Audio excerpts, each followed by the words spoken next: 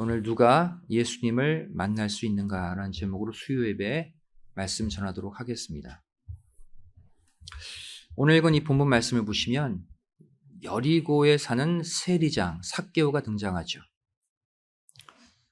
이 삭개오의 뜻이 뭡니까? 의로운 사람, 또 순수한 사람이라는 뜻을 가지고 있습니다. 하지만 이 삭개오는 오늘 본문의 예수님을 만나기 직전까지는 이 자신의 이름의 뜻과는 정반대의 삶을 살아왔던 사람이죠.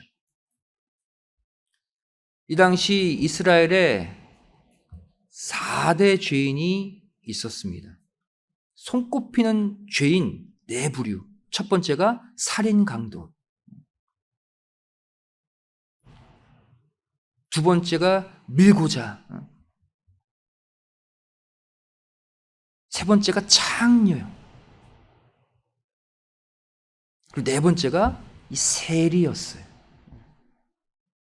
백성들의 돈을 착취해서 로마에게 바치는 매국노라 불리웠던 세리. 이 세리도 대표적인 죄인이었습니다. 사람들의 괄시를 얼마나 받았겠습니까? 이 4대 죄인 가운데 한 명인 삭개오였지만 그는 결국 예수님을 영접해서 구원을 얻는 인생 대역전의 주인공이 되었습니다. 오늘날 저와 여러분도 하나님이 원치 않는 죄인의 삶, 삭개오의 삶을 살 때가 있습니다. 하지만 우리가 예수님을 영접하는 순간 우리에게도 삭개오가 받은 놀라운 축복이 임한다는 사실 믿으시기 바랍니다. 그렇다면 누가 오늘 본문의 삭개오처럼 예수님을 만나 인생 대역전을 이룰 수 있는가? 몇 가지로 살펴보도록 하겠습니다. 첫 번째로 어떠한 장애물 앞에서도 포기하지 않는 사람입니다. 그 사람이 예수님을 만나 인생 역전을 누릴 수가 있어요. 삭개오는 예수님을 보기 위한 열정으로 자기 앞에 놓여진 장애물들을 뛰어넘었습니다. 삭개오가 예수님을 만날 수 있었던 첫 번째 이유는 장애물들 앞에 굴복당하지 않았기 때문이에요. 그 결과 예수님과 함께 거하는 임마누엘의 놀라운 축복을 받게 되죠. 이 삭개오가 예수님을 만나기 위해 뛰어넘어야 했던 장애물은 무엇이었을까요? 누가복음 19장 3절, 4절 말씀 보시면 저가 예수께서 어떠한 사람인가 하여 보고자 하되 키가 작고 사람이 많아 할 수 없어 앞으로 달려가 보기 위하여 뽕나무에 올라가니 이는 예수께서 그리로 지나가시게 되미러라 그랬죠. 여기 삭개오 앞에 펼쳐진 2가지 장애물이 나옵니다. 첫 번째는 환경적 장애물이죠. 많은 사람들이 있었다. 사람들이 없다면 쉽게 예수님 만날 수가 있죠. 수많은 인파가 삭개오 앞을 가로막았어요. 수많은 사람들을 뚫고 예수님을 1대1로 독대해서 만나기란 쉬운 일이 아니었습니다. 두 번째 삭개오에게 주어진 장애물, 개인적 장애물이죠. 바로 작은 키의 소유자였다 그랬어요. 수많은 사람들 속에 갇혀 있었던 삭개오, 키까지 작았어요. 이 상황에선 절대 절대로 예수님을 멀리서도 볼 수 없는 상황이죠. 결국 삭개오는 이 두 가지 장애물 앞에서 어떠한 행동을 합니까? 포기하지 않았어요. 낙심하지 않았어요. 많은 군중의 장애물, 또 작은 신체의 장애물을 극복하기 위해 뽕나무 위로 기어 올라갔습니다.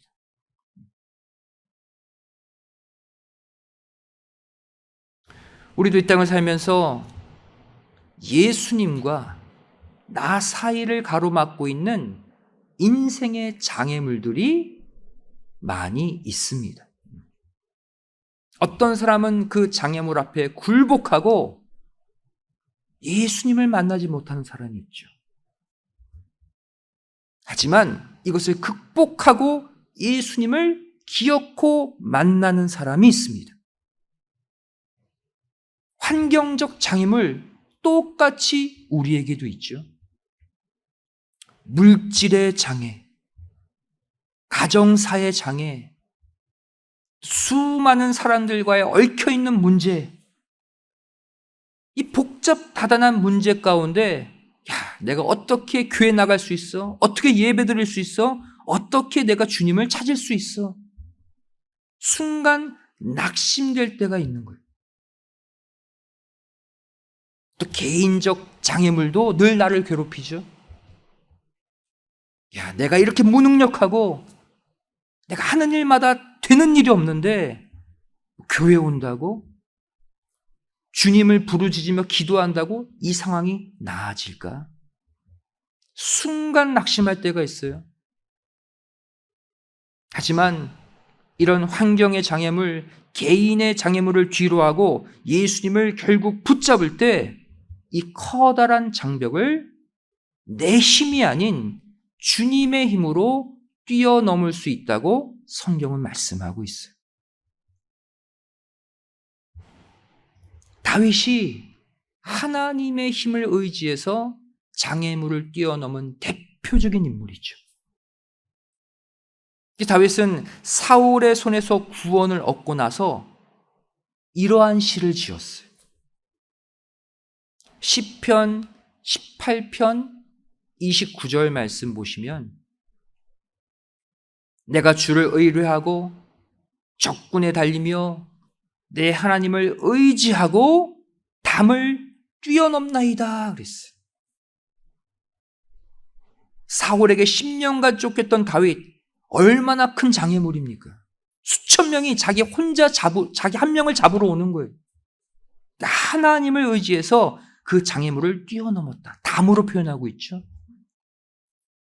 근데 같은 장면을 기록한 사무엘하 22장 30절을 보면 조금 다른 단어를 쓰고 있어요.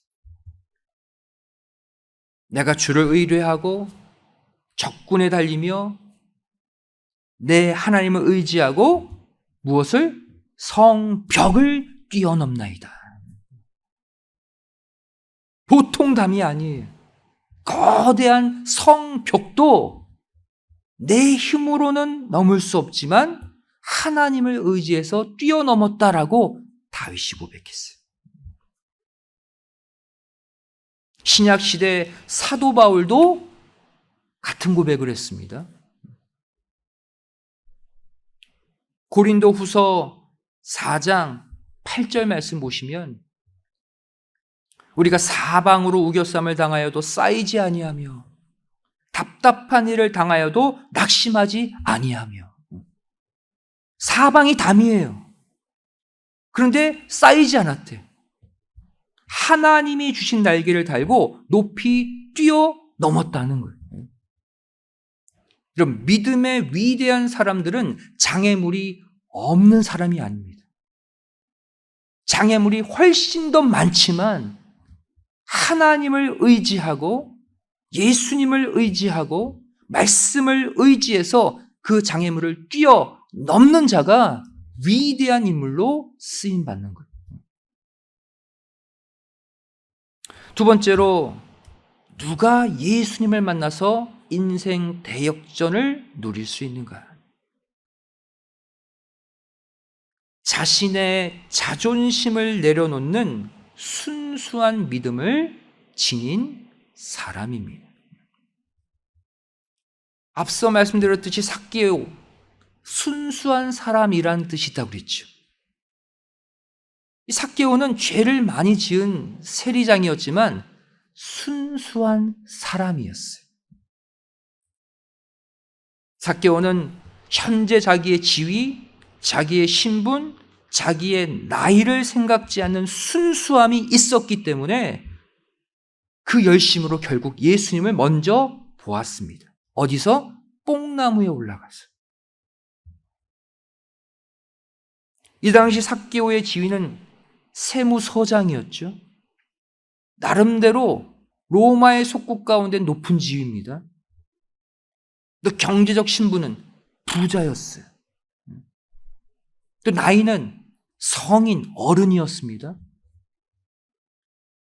지위로 보나 신분으로 보나 나이로 보나 삭개오는 많은 군중들이 보는 앞에서 절대로 뽕나무에 기어 올라갈 만한 인물이 위치가 아니었다는 거예요.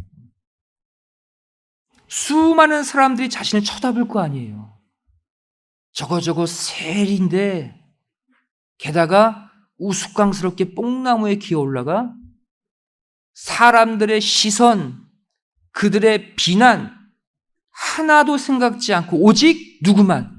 예수만 보면 족하다라는 순수한 마음으로 뽕나무에 오른 거예요. 여러분, 예수님은 이러한 사람을 찾아와서 만나십니다.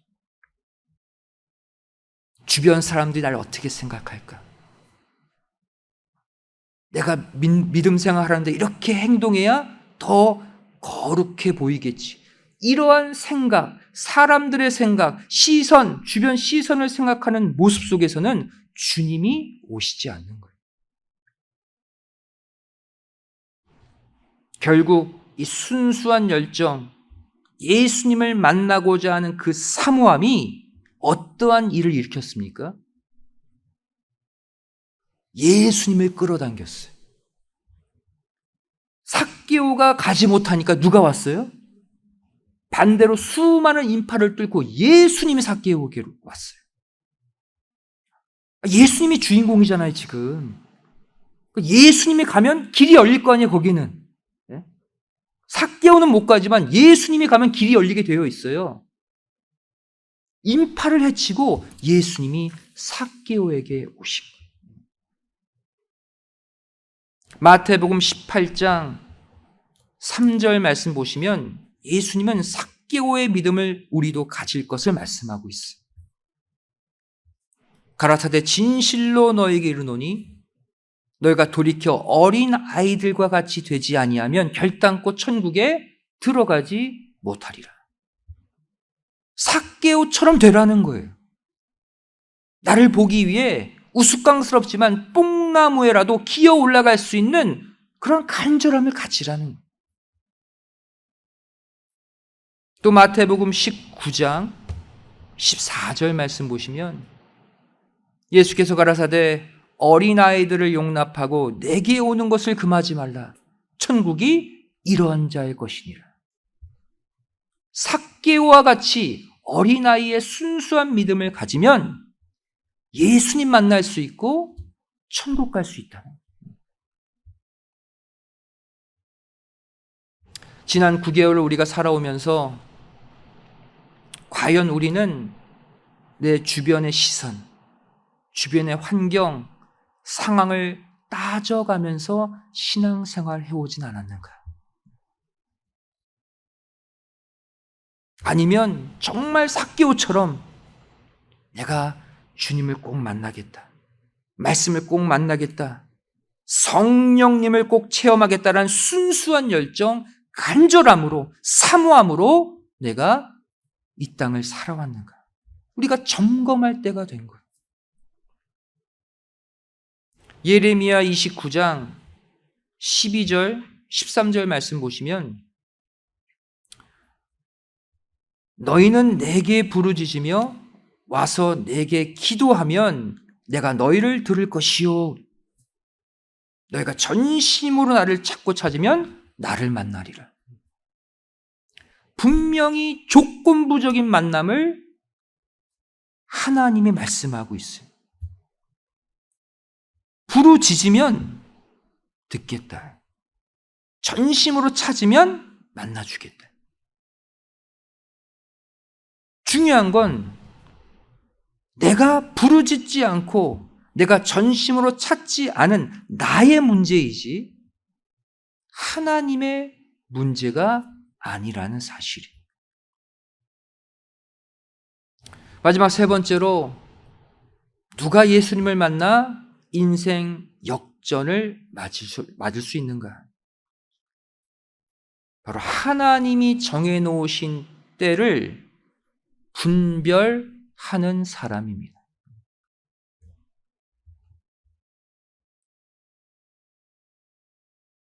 삭개오는 단지 순수한 열정과 믿음만 갖고 있었던 게 아니었어요. 때를 분별하는 지혜가 있었어요.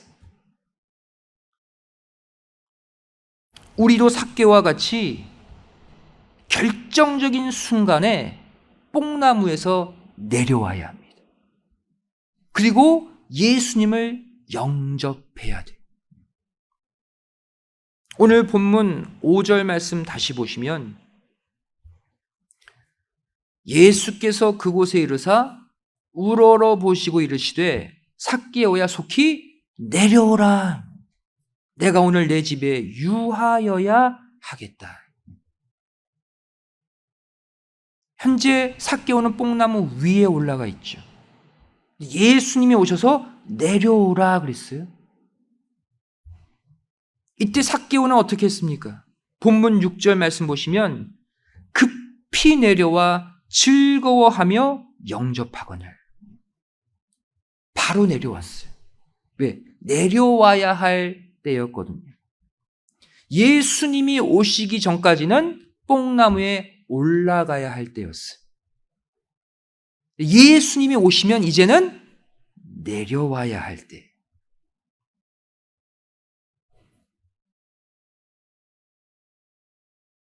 이러한 예수님의 부르심은 삭개오로 하여금 지체 없는 회개의 고백을 하게 만들었습니다.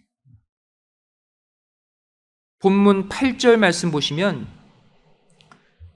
삭개오가 서서 주께 여짜오되 주여 보시옵소서 내 소유의 절반을 가난한 자들에게 주겠사오며 만일 네 것을 토색한 일이 있으면 4배나 갚겠나이다.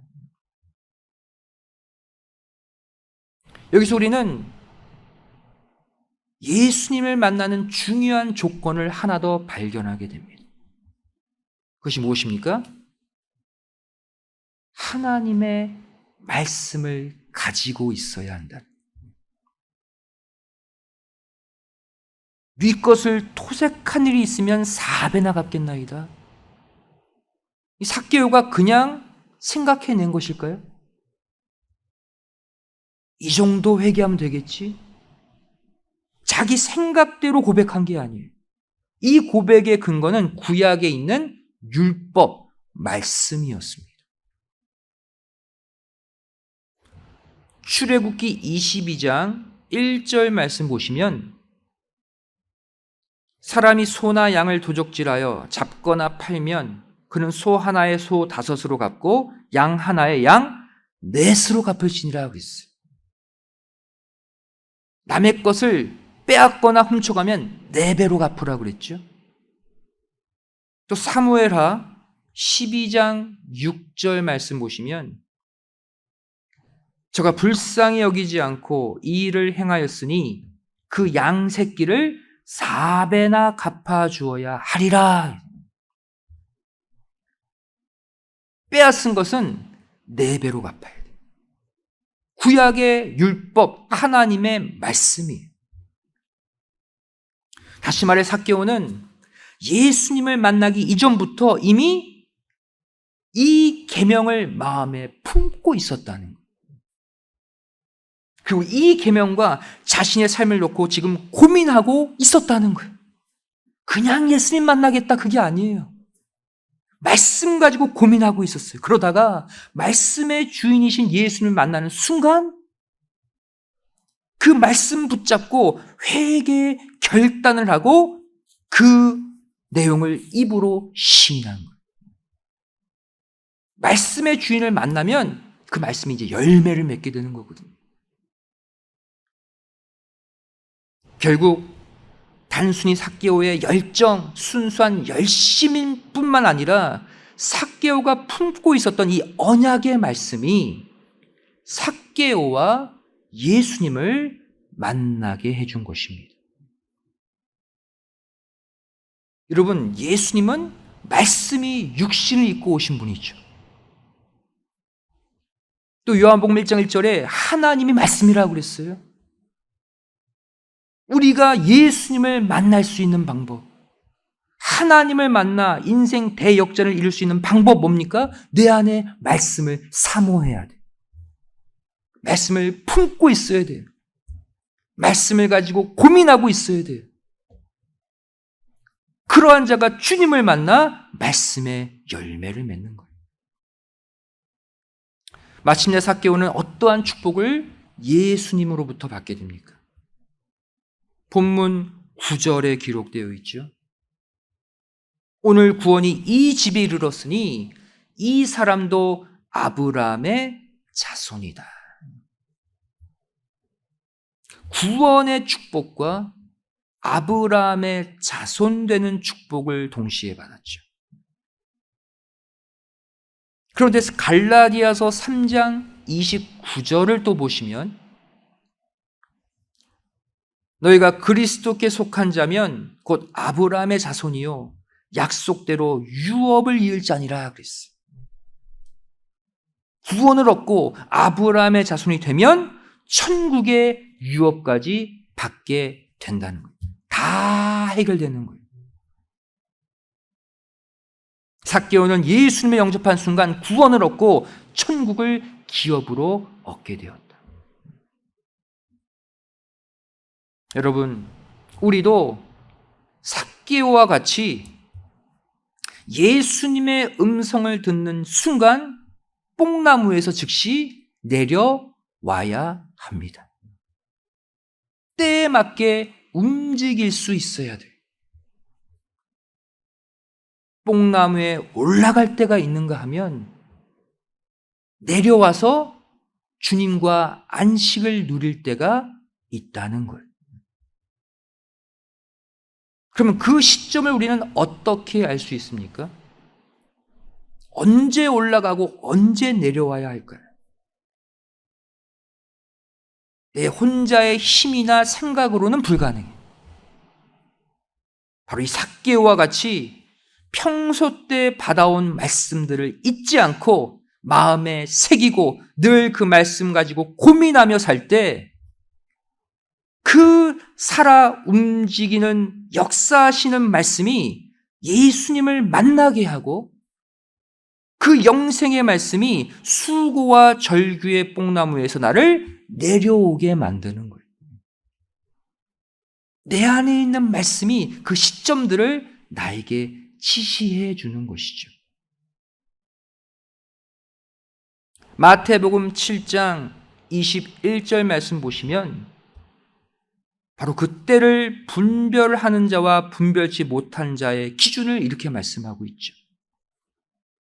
나더러 주여 주여 하는 자마다 천국에 다 들어갈 것이 아니다. 다만 하늘에 계신 내 아버지의 뜻대로 행하는 자가 들어간다. 여기서 주여 주여 하는 자 누구를 말합니까? 모두가 다 뽕나무에 올라가서 외치는 자들이죠.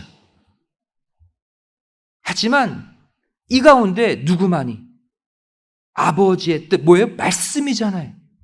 하나님의 말씀을 기억하고 그 말씀의 뜻대로 실천하며 사는 자만이 하나님이 원하시고 부르시는 그때의 뽕나무에서 내려와서 주님과 참 안식을 누릴 수 있다는 거예요. 여기서 말하는 하늘 아버지의 뜻, 마태복음 7장 24절은 풀어주고 있죠. 아버지의 뜻이 뭐냐? 누구든지 나의 이 말을 듣고 행하는 자다. 말씀을 새기고 말씀대로 사는 자가 뽕나무에 올라가 외칠 때와 뽕나무에서 내려와 안식을 누릴 때를 분별할 수 있다는 거예요.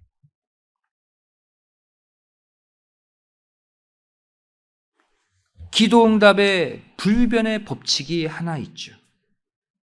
다시 말해 기도의 뽕나무에서 내려와 안식을 누릴 수 있는 방법. 기도의 뽕나무에 올라가서 계속 부르짖다가 응답받으면 이제 내려와야죠. 그리고 주님과 안식을 누리는 거예요. 그 비결, 바로 요한복음 15장 7절의 기도를 해야 됩니다. 우리 마지막 구절 함께 읽고 마치도록 하겠습니다. 기도의 뽕나무에서 열심히 부르짖다가 내려와 안식을 누릴 수 있는 방법. 요한복음 15장 7절 말씀 우리 함께 읽겠습니다. 시작. 너희가 내 안에 거하고 내 말이 너희 안에 거하면 무엇이든지 원하는 대로 구하라. 그리하면 이루리라. 안식이죠. 예? 막 부르짖는데 응답이 없으면 그건 안식이 없잖아요. 뽕나무에 올라가서 매달려 있는 거예요. 하지만 하나님의 말씀이 내 안에 머무는 가운데 내게 주신 말씀 안에서 그 말씀을 붙잡고 기도하면 기도 응답의 축복, 뽕나무에서 내려와 안식을 누리는 축복이 여러분의 가정에 임함을 믿으시기 바랍니다. 올해 남은 시간 동안 주신 말씀 많이 있잖아요. 이 말씀 붙잡고 신령한 뽕나무에 올라가 간절히 기도하실 뿐만 아니라 주님의 응답의 음성을 듣고 뽕나무에서 내려오는 안식의 은혜까지 꼭 누리시기를 주님의 이름으로 간절히 축원드리겠습니다. 기도하시겠습니다. 사랑 많으신 아버지 하나님, 저희들에게 오늘 삭개오의 모습을 통해서 주님을 다시 만날 수 있는 방법, 내 인생의 대역전을 누릴 수 있는 방법을 알려주심에 감사드립니다.